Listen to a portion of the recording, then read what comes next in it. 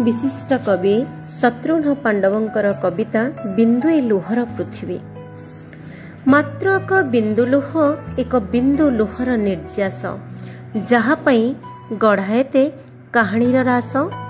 परिचित रास्तार गड़ुथिबा शगड़र चक परी जो इतिहास सबु खाली एक बिंदु लुहर निर्यास।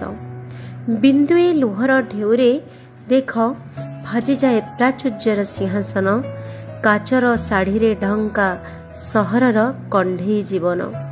अथ से बिंदुए लुह ही जोड़ी पारे सब भंगा स्वरर लहर। ता उर्वर पापुली रे शब्दहीन जेते हाहाकार। बिंदुए लुहर बंधु झरे क्यों करुणार सिंधु। लुह भी तैयारी करे गोटे अंचल जे पोछे केरा केरा शोकच्चास समयर झाल। मृत पक्षी कंठे दिए आषाढ़र करुण मल्हार।